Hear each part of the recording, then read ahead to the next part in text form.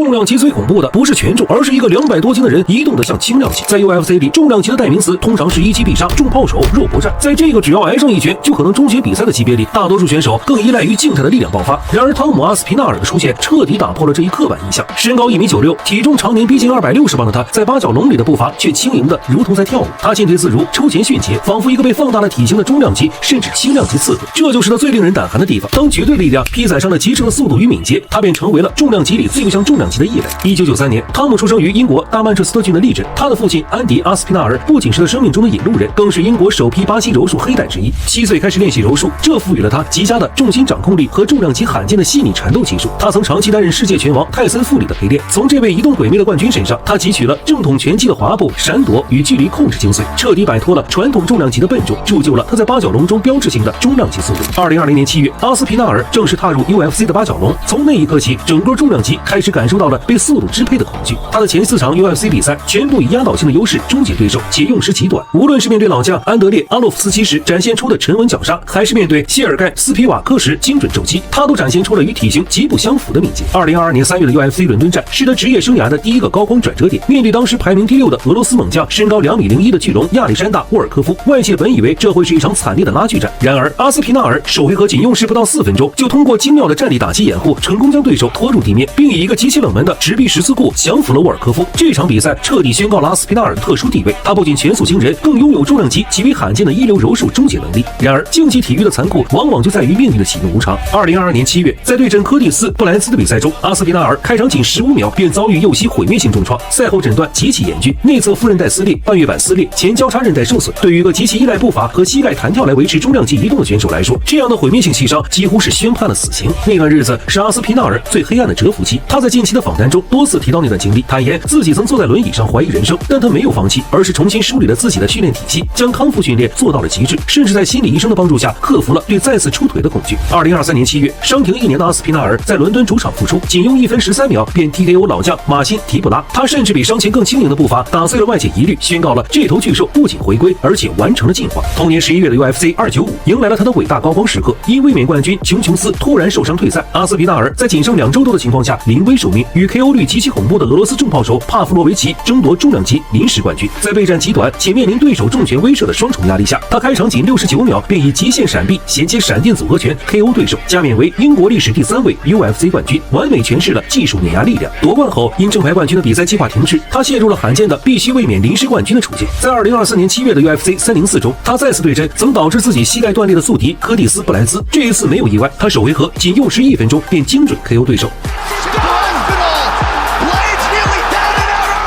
这场胜利不仅是成功的卫冕，更是一场完美的复仇，彻底击碎了当年那场15秒梦魇留下的最后心魔。从父亲柔术垫子上的启蒙，到泰森·富里拳台边的历练，再从八角笼内15秒断腿的深渊，爬向只用69秒登顶王座的巅峰。他不仅是一个战胜了毁灭性伤病的斗士，更是一个正在重新定义重量级格斗美学的宗师。面对他时，传统的重量级选手会绝望地发现自己的重拳根本摸不到他那重量级般灵活的身体，而他那快如闪电的反击却能轻易穿透防线，带着200多斤的动能轰在自己的下巴上。纵使想把他拖入地面消耗，也会惊恐地陷入到黑带级别的柔术泥潭。这就是汤姆·阿斯皮纳尔的恐怖之处。他用实际行动向世界证明，在综合格斗的最高海拔，最终能够统治丛林的，不再仅仅是盲目的蛮力，而是力量、速度与技术的完美共生。他就是目前 UFC 重量级真正的无冕之王，而他的时代才刚刚开始。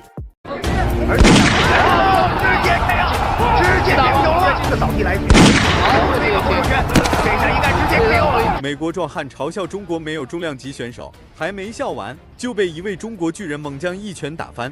美国选手维吉尔来自美国佛罗里达州，据说此人性格极为恶劣，练拳走的也是野路子。果不其然，来到我们中国赛场后，居然当场嘲笑我们中国没有重量级选手。中国巨人猛将修鹏程对此表示，一个在美国不成什么气候的选手来到我们中国叫嚣，谁给你的胆子？可别等会在擂台上被我打得哭鼻子，到时丢你们美国人的脸。好的，亲爱的观众朋友们，比赛第一回合正式开始。这里可以看到，带有黄色流苏短裤的就是我们中国选手修鹏程，而蓝色短裤的就是美国的选手维吉尔。要知道，这个国际赛场上多数重量级选手都是以黑人、白人为主，少有能见到体型非常强壮的黄种人。而我们修鹏程就是其中一位，而且长得又高又壮，看起来要比这个维吉尔还要高大。我们这场比赛要看维吉尔，曾经有人评价到，我没有看过任何一个人像维吉尔这么凶猛，我也没有看到任何一个人像维吉尔有着这么强的抗击打力。像第一局双方打得非常的这个，明显能看出来，赛前还很嚣张的维吉尔看到我们修鹏程的身高后，就变得怂了许多，就连比赛时两人互相试探都变得小心翼翼。我们看修鹏程的顶膝，双方真是一下子就进入了对拼的这种情况了。对，速度和节奏都非常的快。修鹏程这位选手，大家看到他个子虽然非常的高，而且体重非常大，但是他的爆发力还有拳腿的连接的流畅性都是极为的出色，像一个中小级别的选手。现在的大级别选手其实也非常灵活，像刚才的这个修鹏程直接高边就上头。是的，对。我们看到这场比赛，维吉尔面对于修鹏程，能否？修鹏程这场比赛是非常急切的想要。这个维吉尔还是有点实力的，听说他一直在用野路子练拳，也不知道是怎么练的，能有这样的反应力。两个人开局打的还是非常激烈的，这火药味也是很浓，隔着屏幕都能闻到。尤其是修鹏程越打越兴奋。对维吉尔，双方在这个连续进攻，这个连续。反击，维吉尔反击，这个就是维吉尔，他顶住了暴风骤雨般的进攻，顶住的压力，再次反扑。双方拼得太凶了，像今天的比赛很有可能要有人被 KO 掉。是的，第一回合双方就这样对攻，在大级别上特别有风险。看谁的护齿脱落，维吉尔的可能。那么这里出了点小问题，维吉尔的护齿脱落，看来刚才两个人打的还是非常激烈的。不过这些都是小问题，比赛继续。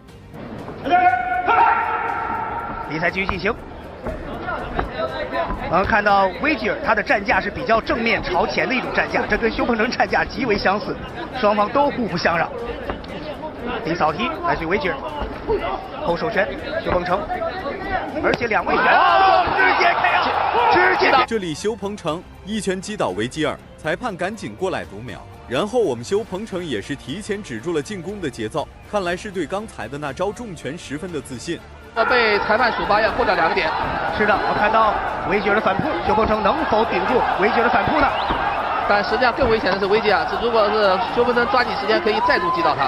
是的，双方还是在一个中间之战，非常危险的这个，对，连续的重拳以及重。好的，比赛来到了第二回合，让我们看一下这个维吉尔在经历过修鹏程的一招重拳之后，是否能恢复过来。不过看他的样子，继续打应该还可以，只不过这个进攻节奏上可能会因为那一拳留下心理阴影。又是一拳跟刚才一模一样，但是没有打到高扫踢。现在维吉尔想要找机会进行反扑。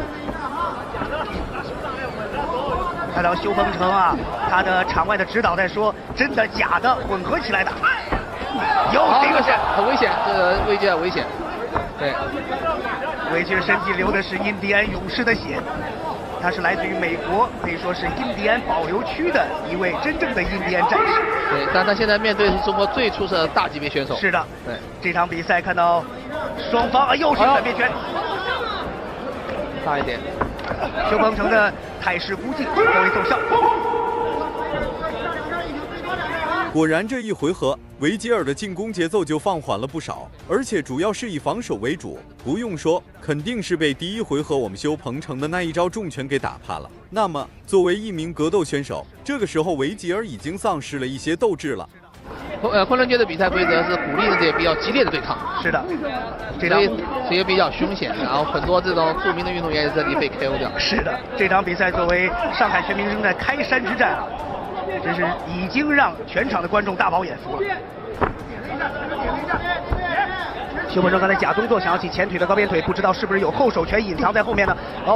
扫踢，转身的扫踢来自于维吉尔，又是一个后手拳，这一下应该直接 KO 了。好的，非常的漂亮。修鹏程又是靠着一手重拳直接击倒了这个维吉尔，而这次明显看出来，维吉尔当时已经是晕过去了，估计是无法再战了。真的没想到这场比赛结束的如此之快。抗击打力超强的美国印第安战士，这场比赛让我们看到了一个修鹏程中国大级别的骄傲。也给这个今天的比赛做了一个精彩的开局。是的，2位。那么这里根据比赛回放可以看出来，维吉尔在受到第一记重拳的时候就已经晕过去了，还能站住，是凭借着身体本能。后面修鹏程身体向前推，只轻轻一碰，这个维吉尔就倒了。恭喜修鹏程获得比赛胜利。那么今天的视频就到这里了，感谢大家的观看，我们下期视频再见。注意。哦，你看，前2拳都是扫着脸打到了，伤害是不大，但是这个控腿好机会，但是对方这个反应速度也不慢啊，抽腿抽得很快。我们的魏宁辉还是要在拳上找时机。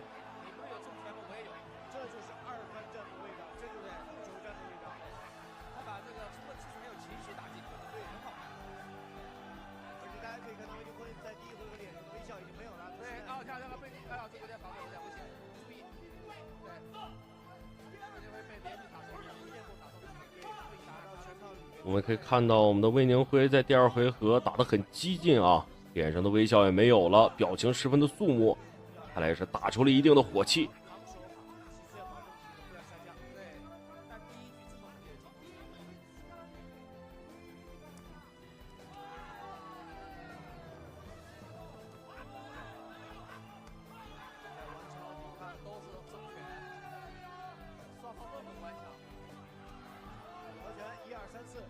魏宁辉现在拳法真的是算是专业级别的拳法了，因为他很清楚的知道要自己打什么拳，而且能够而且能发出力来。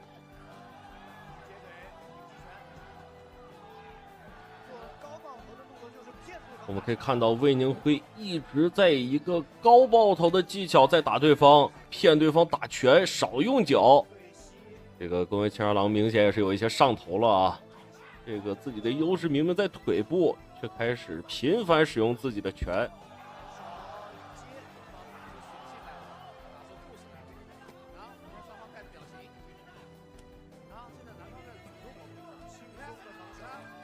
其实大家看魏宁辉在防守的时候，眼睛是在看对方的，所以这不是实动的防守，这是在找机会。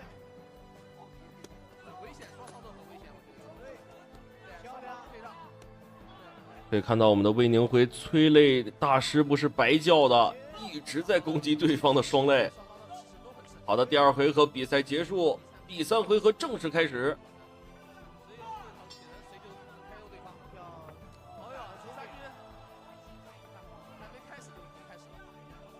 这个双方的进攻欲望真的是一回合比一回合强啊！哎呦，漂亮，好时机！魏宁辉又笑起来了。这个看来节奏已经被我们的魏宁辉牢牢抓住了。宫卫千二郎现在也是有一些恼羞成怒，但是他应该是没有什么机会了。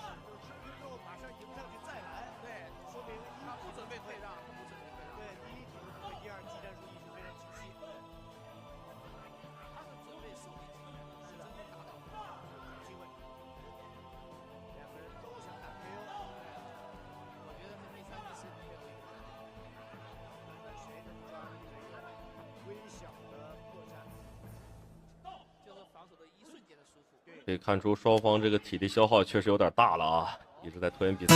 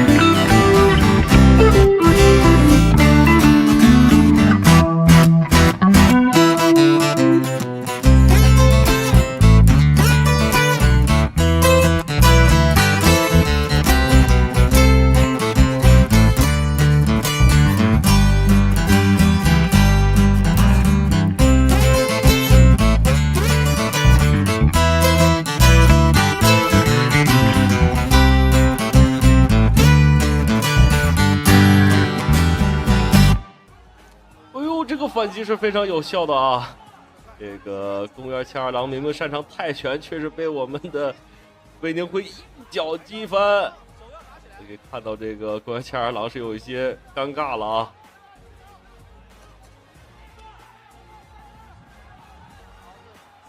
好的，非常凶猛的一波对拼，让我们来看看双方谁的状态更好。裁判敲铃，第3回合比赛正式结束。让我们来看一下第3回合比赛的精彩瞬间啊！双方在整场比赛打得都很迅猛，不愧是我们的催泪大师，魏宁辉真的是太强了，身体素质太好了。这个我们也都知道啊，一般跟泰拳选手比体力可能是一个比较不太可能的事情，但是我们的魏宁辉做到了。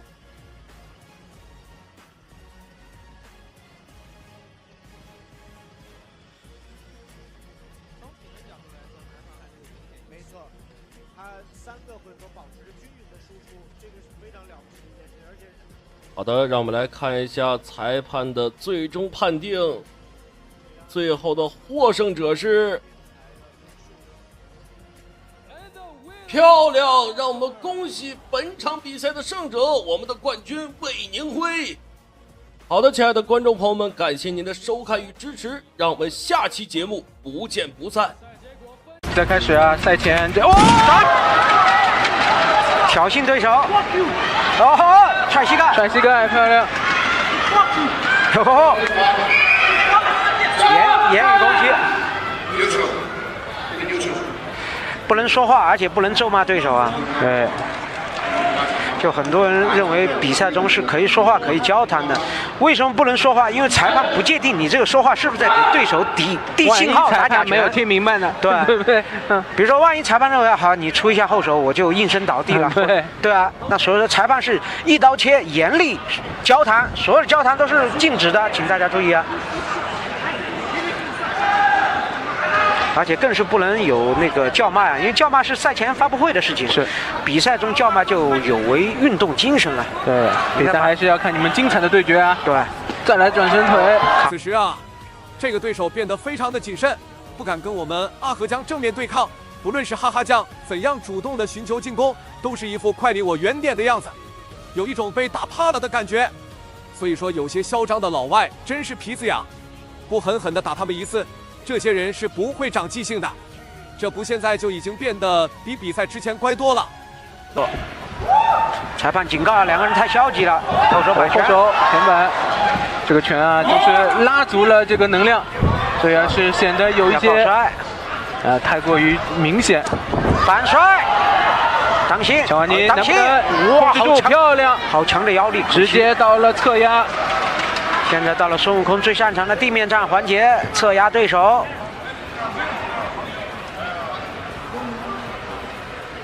那么此时啊，两人其实已经经历了一段时间的地面缠斗。其实啊，这是一个拼耐力的过程，而且还需要足够的经验才能挣脱开来。而我们阿河江是一个比较擅长站立的选手，对于地面上就显得弱势。这个时候，乔瓦尼好像也发现了我们阿河江的弱点啊，准备开始拿杯了。但是此时啊，阿河江也是反应非常迅速，抱住了对方的膝盖，不让他拿杯。对，你看，没有尝试去拿上位啊。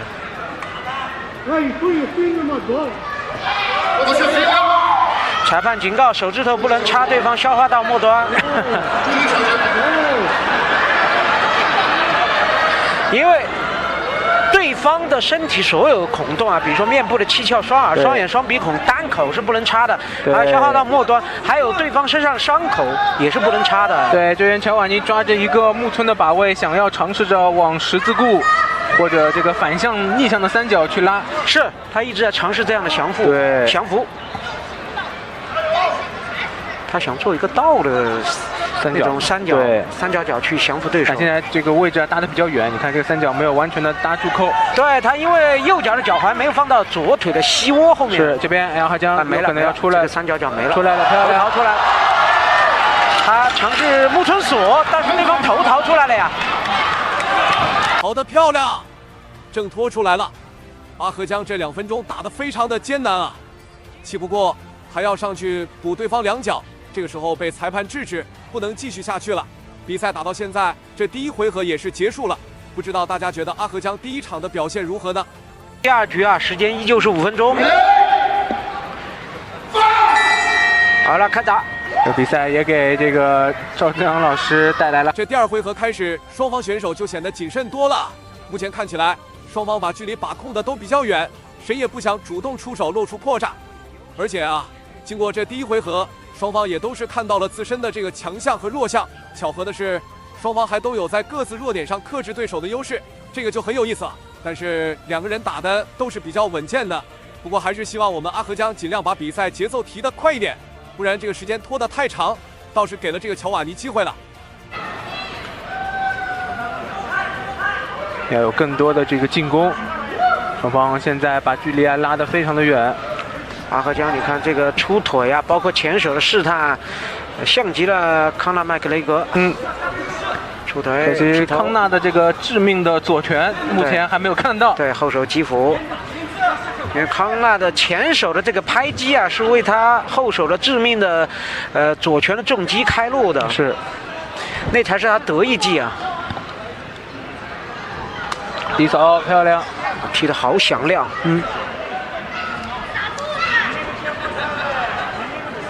两个人距离比较开，必须要上步才能击中。果然啊，河江这个时候有些按耐不住了。哦哟，这一拳打得非常重啊！这招后手重拳。想来是对拼的时候用的很少的招式，虽然力量大，但也容易空。好的，再添一击高扫。不过这个时候对手已经有了防备意识了，再想来一次迅捷的进攻，就不一定能打到了。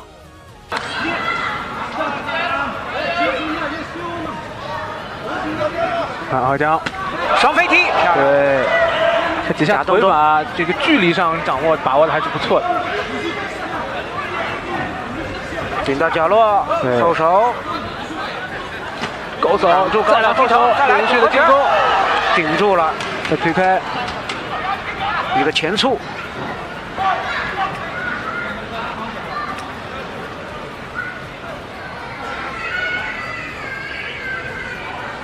双方把这个比赛节奏拉得很慢，但是大家都是把所有的注意力都放在阿河江的进攻上面。踹膝盖没中。都在猜测他下一次的进攻会是什么。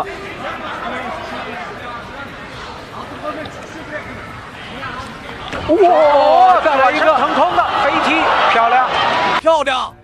这腾空飞踢可不是所有人都能打中的，这时候被顶到了，昨晚你还是会非常痛的。而且这第二回合开始敲完，你就一直在拖长比赛节奏，这个时候也是有些松懈了，被我们阿河江抓住机会，狠狠地暴踢了一脚。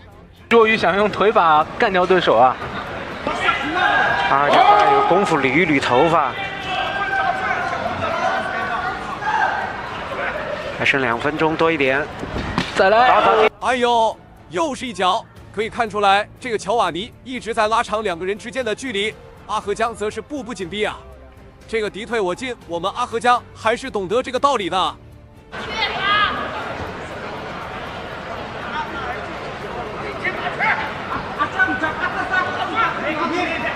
这边我们看阿河江继续在给对手压力，后手没中。对手因为一直在往他的这个后手方向去提早踢腿，对他应该想办法切住这个角度啊，有后直的这个机会。后草踢头，对后手。哎呦，这下可是我们阿河江有些着急了。虽然刚才那一拳非常的漂亮，但是不仅空了，而且还被这个乔瓦尼成功摔倒。两个人又是进入了地面缠斗的状态。那么这个时候，我们阿河江为了不给对手机会啊，也是转入了贴近地面的位置。这个位置防守还是比较轻松的。而且对手的体力也有不小的消耗，想要成功降服也并不轻松。的进攻，这边想办法先要过腿啊。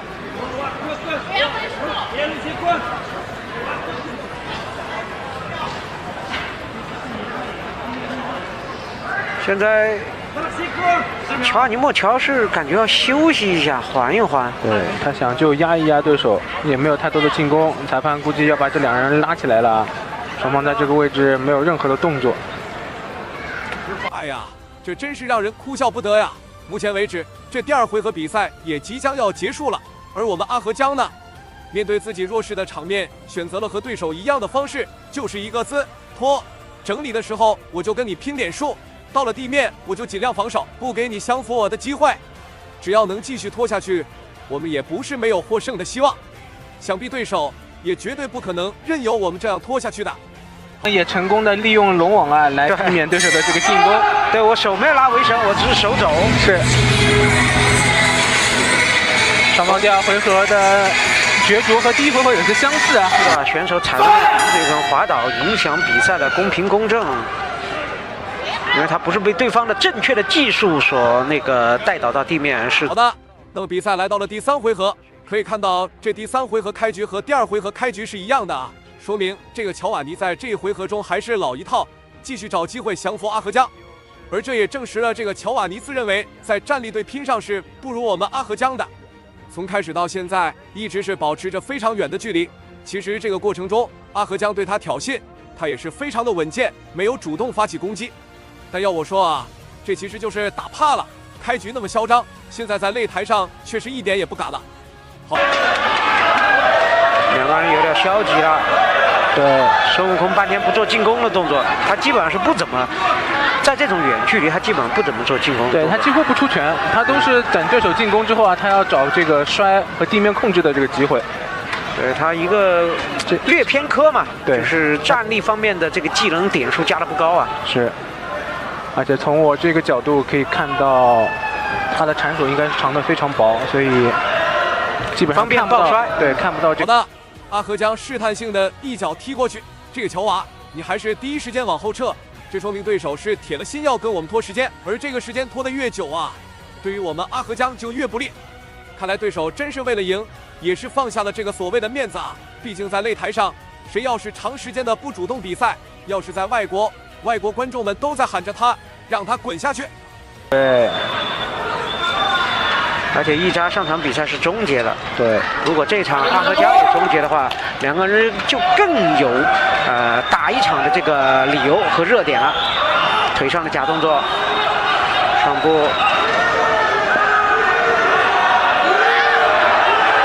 哇！现场观众不停的在起哄啊，一直在想要看到比赛有实质的发展，但是目前。进攻主导方的这个阿合江并没有做太多的动作，上步的后手拳假动作。下期。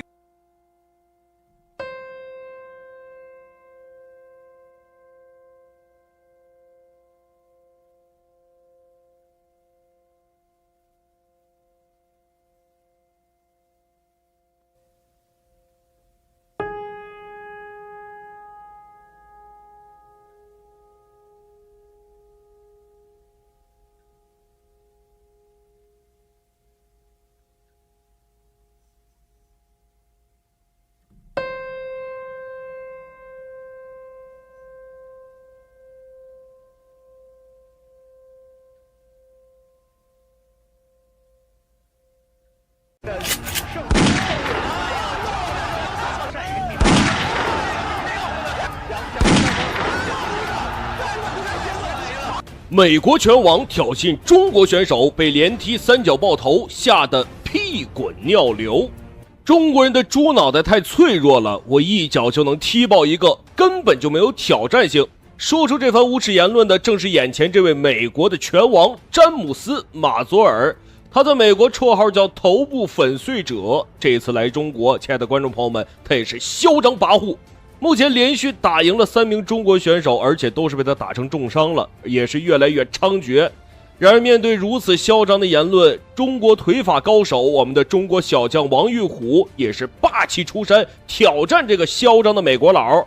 您现在看到的就是中国小将王玉虎，今年很年轻啊，才23岁，但是练腿13年，10岁便开始练习腿法。他从小出生在山里，可以说从小到大啊，有一件事情，他所有的柴火家中的都是他用腿给劈出来的。那么这场比赛到底是谁胜谁负？亲爱的观众朋友们，让我们一起来看一下。好的，第一回合比赛，红方选手我们的中国腿法高手小将王玉虎，蓝方选手美国拳王头骨粉碎者马佐尔。这个美国人打拳啊，跟这个日韩的选手不太一样啊，他们这个喜欢打冷拳啊，某一个时间段突然这种短时间内的爆发还是很猛的。可以看到我们的王玉虎也是没有着急啊，打站立的话，两个人其实都还好，不是说那么的强，但也不弱。还是在找机会，漂亮这一记回身踢，有邱建良那股味道。那么观众朋友们，可能您不知道啊，王玉虎之前呢曾经是在邱建良的拳馆里啊学习过很长一段时间，所以说他正常来算的话，应该是邱建良的弟子。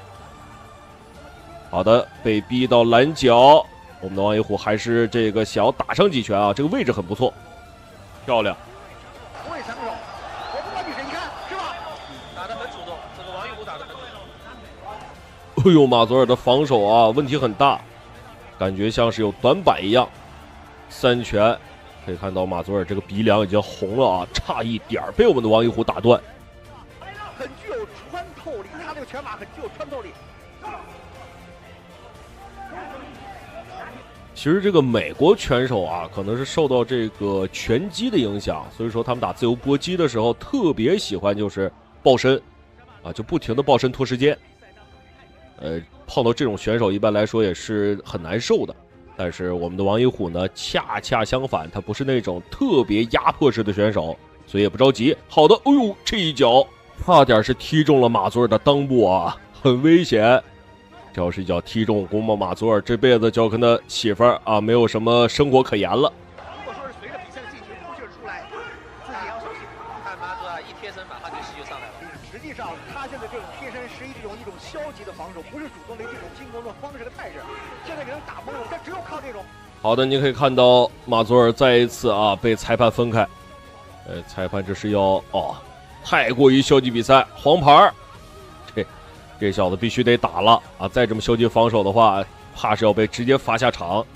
哎呦，马佐尔再一次被这个裁判分开了，裁判可能也是有些生气啊，黄牌都已经亮出来，竟然还这么打比赛。有的这种后发力的这种情况，对于王玉虎呢也是不利。对，王玉虎调整好自己体力很重要。第一局的比赛啊，特别的紧。好的，亲爱的观众朋友们，第一回合比赛正式结束啊！第一回合比赛打得还是很凶的啊。双方选手都展现出了这个差不多的应有的水准，但是我相信我们的玉虎可以在第二回合打得更好。我们可以看一下回放，在这个第一回合虽说啊马佐尔这个消极防守，但是在这个空档中，我们的玉虎还是打出了很多的这个有效击打。好的，第二回合啊，马佐尔也开始这个逐渐的严肃起来啊，没有之前那股嚣张劲儿了。当中呢，王玉虎也是2到3次的侧踹腿。之所以到第二回合开始，这个王玉虎采用这种战术和打法，就是体能有些问题。这个很漂亮，可以看到我们玉虎这个腿啊，特别的有力量。那么他以前劈柴的时候也是早上醒了啊，先劈1000块柴，然后中午再来500块，晚上再来1000块，这一天才算是过去。所以你可以看到他这个腿啊，特别的有力量，肌肉很厚。安迪苏瓦呢是非常的像，就是以左右的平勾、击鼓勾拳，皆以低扫踢。那这场比赛他出的这个直线的拳法，现在王玉虎回合这种开局，我们没想到原因就是体能下降太明显。第一回合出的太猛，太猛了。他现在体能出现问题，看现在他也出拳也不精。双方此时也是进入了一个白热化阶段，体能消耗还是很大的啊。我们的玉虎也是有一些乏力了。一番的压力啊，确实在第二回合看能不能在体能上盯下来。他要用腿法控制距离，不要近身。那么在这个比赛之前，我跟王玉虎也进行聊天，他说我们现在山东队打完冠军赛和锦标赛之后，哦呦，也许是这个马佐尔在前期太过于消极了，我们的玉虎也是打出火气来了。这一拳打的是结结实实啊。有一点，但他不会打内围。是的，所以还是要保持这个干嘛做这个？干嘛做这个时候啊，重拳慢慢的显露出来了效果。常裁判庞洪超告诫这个王玉虎不要再搂抱，你再搂抱这对手要扣你分了。这个我们所提到，在第一回合比赛里冲得太猛，体能下降。对，这个实话实说，我也不喜欢这样的选手啊。这个只要一碰到马上就抱住。您可以看到，你看马佐尔又开始抱了，你这搁谁能受得了？已经是找回了自己的节奏。对于王玉虎来说，如果是跟詹马佐尔玩这样的节奏的话，对自己非常的不利。他不是想玩这种节奏，他是没体能。因为第一次打昆仑决，他不知道这3局3回合怎么打，我分配体能是不会的。昆仑决这个激烈的，他要对体能有保证。现在王玉虎非常奋力的进行还击。哎呦，这几记低扫好看吗？好看，拿脸换的。被我们的玉虎也数次直接命中头部啊！这就是典型的体能下降一个征兆。看，自己腿都软了。刚才这太可惜了一点啊！刚才第二回合不仅仅是詹马杜尔慢慢的找回了自己的节奏，王玉虎的体能呢也面临着好的，第二回合正式结束。这个马祖尔啊，拳打得太窝囊，也不知道这种人是怎么被评为美国拳王的。可以看到马祖尔这个战力打的啊，其实挺一般的啊，他这个可能是各项实力都很平均吧。让我们来看一下第3回合，我们的玉虎能不能 KO 这个嚣张的詹姆斯马祖尔。裁判也是看不下去了，这疯狂的抱身，已经是第3回合了啊。看这一点的话，就是像荷兰那些运动员啊之类的，我觉得他们身上全部3个。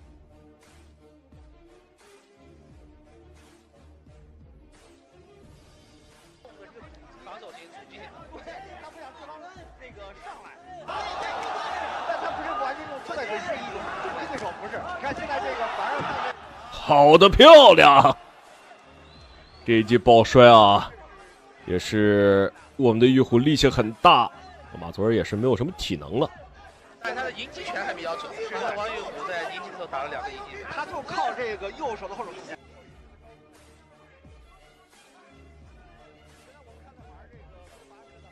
这拳腿都骨头，是吧？一个体能好的原因，再一个他从第2回合已经慢慢的找回自己的状态，到第3回合完全控制王玉虎。詹马主要是挑战自己的体能。是的，而且詹马杜尔呢，他非常善于顶。哎呦，漂亮一记高扫，直接命中啊马祖尔的脖颈。我们来看看他能不能站起来。哎呦，没想到马祖尔这小美国佬还挺抗揍。好，那么比赛继续。绝对不要给你机会，一定要往后手重拳，右手后手重拳打进去，又是一轮的火拼啊！双方拼拳，看谁能。这是一个戏剧性的一种场面，在场面占优情况下，突然王玉虎一个又高扫，突然高扫一个上头，给对方打倒，场上裁判给他扣2分，这个成绩就奠定他的胜利。好的漂亮，一记侧踢，又一次将马祖尔击倒。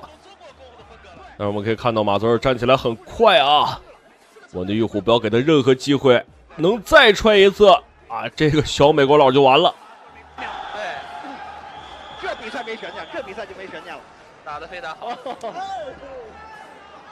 2次强毒3分没了，对不对？尽管第2局肯定是罚，可能马祖尔赢了，但是第3回合2次强毒3分。好的漂亮！裁判宣布比赛结束，我们王玉虎获得本场比赛的胜利。这个嚣张的美国佬马祖尔终于是受到了正义的制裁，让他知道中国人不好惹，而且踢你的狗头也是相当轻松。 KO 的方式，这在不被看好的情况下，第3回合冷招，你说冷招吧，又是中国的职业腿法，吃在腿上头，看，对，这个太棒了，这是第一次，那么好的，亲爱的观众朋友们，感谢您的收看与支持，让我们下期节目不见不散。都知道，一个选手在场上的比赛，一个选手在场上的比赛更是一个团队的作战。王玉虎连续3个侧踹 KO 了詹马祖尔的同时，刘腿披挂刘海龙微笑着从我们解说台旁边走过。